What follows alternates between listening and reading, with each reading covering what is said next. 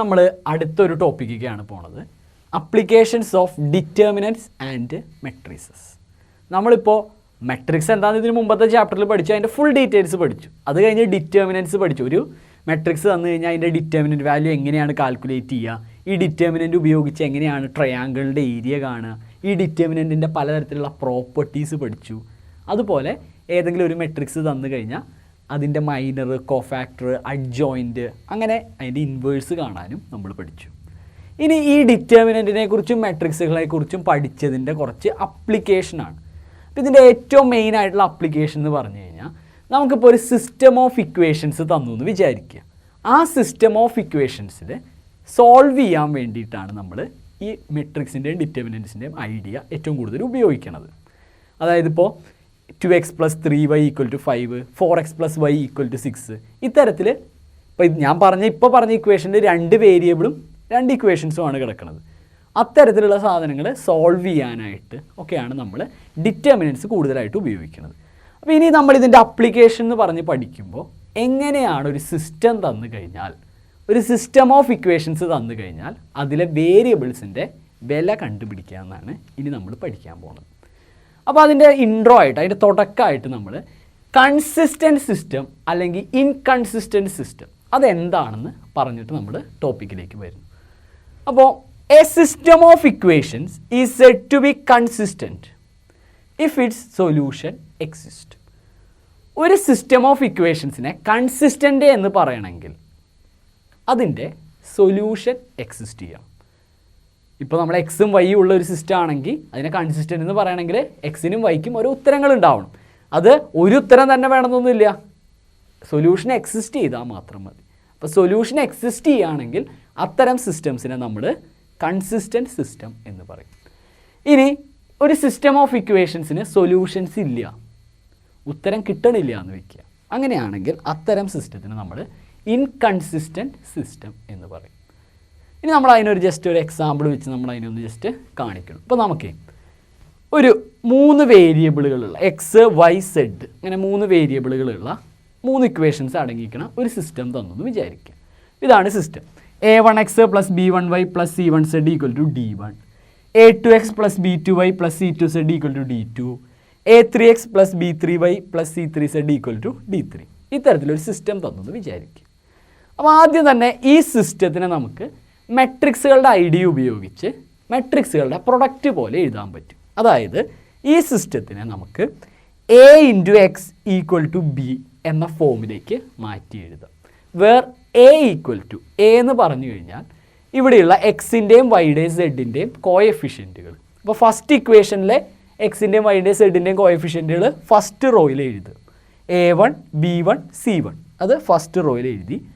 രണ്ടാമത്തെ ഇക്വേഷനിൽ a2, b2, c2 second row, a3, b3, c3 third റോയിൽ എഴുതി.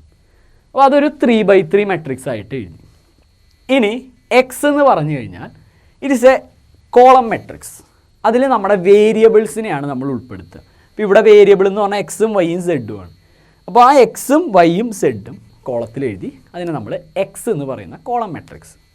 ഇനി ഇതിൻ്റെ ഓരോന്നിൻ്റെയും ഉത്തരങ്ങൾ, ഓരോ ഇക്വേഷൻ്റെയും റൈറ്റ് സൈഡിലുള്ള വാല്യൂസ് d1, d2, d3 അതിനെയും ഒരു കോളം മെട്രിക്സ് ആയിട്ട് എഴുതുക. അതിനെ നമ്മൾ ബി എന്ന് വിളിക്കണം. അപ്പോൾ ഇത്തരത്തിൽ എ, എക്സ്, ബി ഇതുപയോഗിച്ച് നമുക്ക് തന്നിരിക്കുന്ന ഈ സിസ്റ്റത്തിനെ മാട്രിക്സിൻ്റെ ഭാഷയിൽ AX = B എന്ന് റെപ്രസെൻറ്റ് ചെയ്യാം.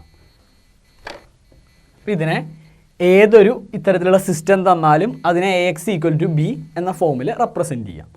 ഇനി ഇങ്ങനെ റെപ്രസെൻറ്റ് ചെയ്തിട്ട് മെട്രിക്സിൻ്റെ ഐഡിയ ഉപയോഗിച്ച് തന്നെ ഈ എക്സ് കണ്ടുപിടിക്കാൻ പറ്റും. അതായത് ഈ എക്സിൻ്റെയും വൈയുടെയും സെഡിൻ്റെയും വില നമുക്ക് കണ്ടുപിടിക്കാൻ പറ്റും.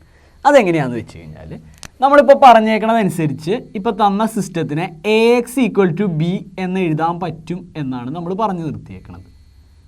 അപ്പോൾ ഇതിനെ നമ്മൾ A ഇൻവേഴ്സ് കൊണ്ട് പ്രീ മൾട്ടിപ്ലൈ ചെയ്തു എന്ന് വിചാരിക്കുക. Pre multiply by A inverse എന്ന് വെച്ചാൽ ഇവിടെയുള്ള ഓരോ ടേമിനെയും ലെഫ്റ്റ് സൈഡിൽ A ഇൻവേഴ്സ് കൊണ്ട് മൾട്ടിപ്ലൈ ചെയ്തു. Pre multiply by A inverse ഇങ്ങനെ വിചാരിക്കുക.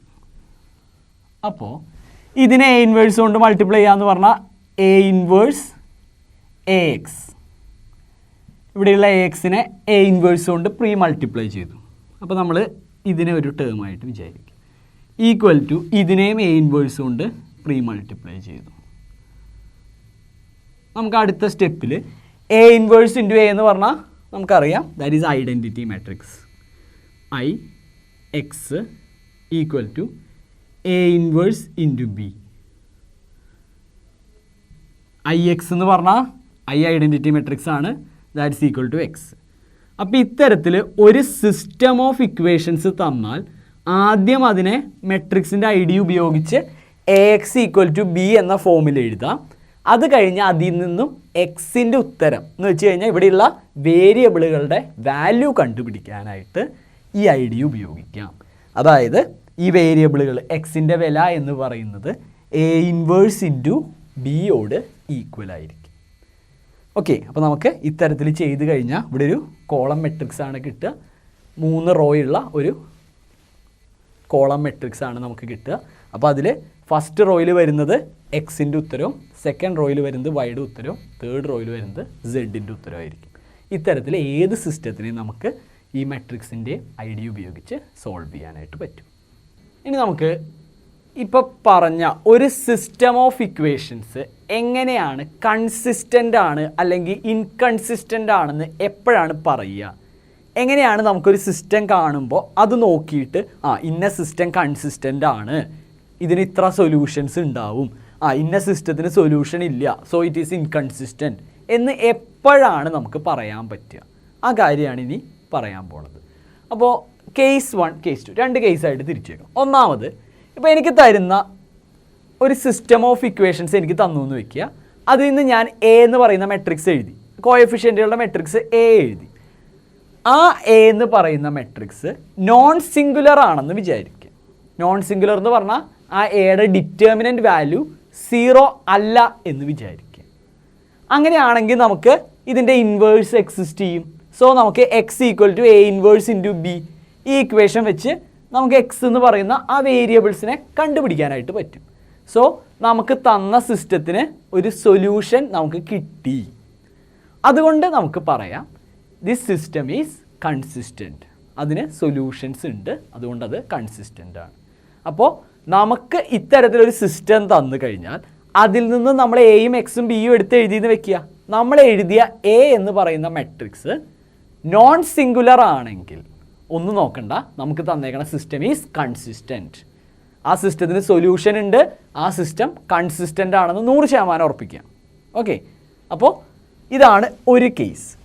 ഇനി കേസ് 2, സപ്പോസ് ഇനി നമുക്ക് തന്ന system A x equal to B എന്ന് പറഞ്ഞ ഫോമിൽ ഒരു സിസ്റ്റം തന്നിരുന്നു. അതിൽ നിന്ന് എ എടുത്ത് എഴുതി, എക്സ് എഴുതി, ബി എഴുതി. അങ്ങനെ എഴുതിയ എ എന്ന് പറയുന്ന മെട്രിക്സിൻ്റെ ഡിറ്റർമിനൻറ്റ് വാല്യൂ 0 ആണെന്ന് വെക്കുക. എന്ന് വെച്ചാൽ എ സിംഗുലർ ആണെന്ന് വിചാരിക്കുക. അങ്ങനെയാണെങ്കിൽ നമുക്ക് അതിൻ്റെ ഇൻവേഴ്സ് കാണാൻ പറ്റില്ല. നമുക്ക് ഇൻവേഴ്സ് കാണണമെങ്കിൽ A inverse equal to 1 determinant A into adjoint A.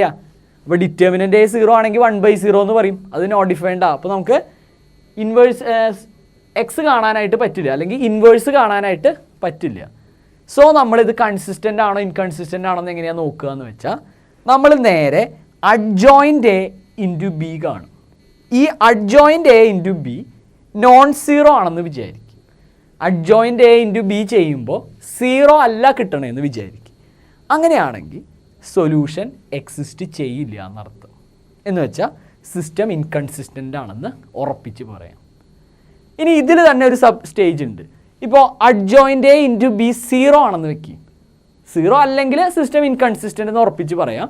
ഇനി ഇത് 0 ആണെങ്കിൽ സിസ്റ്റം ചിലപ്പോൾ കൺസിസ്റ്റൻ്റ് ആവാം, ചിലപ്പോൾ ഇൻകൺസിസ്റ്റൻ്റ് ആവും. നമുക്കൊന്നും പറയാൻ പറ്റില്ല. May be consistent or inconsistent. ചിലപ്പോൾ ഇതിന് ഫൈനൈറ്റ് സൊല്യൂഷൻസ് ഉണ്ടാവാം, ചിലപ്പോൾ ഇൻഫിനിറ്റ് സൊല്യൂഷൻസ് ഉണ്ടാവും. നമുക്കൊന്നും പറയാൻ പറ്റാത്ത അവസ്ഥ വരും. ഓക്കെ, അപ്പോൾ ഇതാണ് ഈ പറഞ്ഞ കൺസിസ്റ്റൻസിനെ, ഒരു സിസ്റ്റത്തിൻ്റെ കൺസിസ്റ്റൻസി നമ്മൾ ചെക്ക് ചെയ്യാനുള്ള മാർഗം.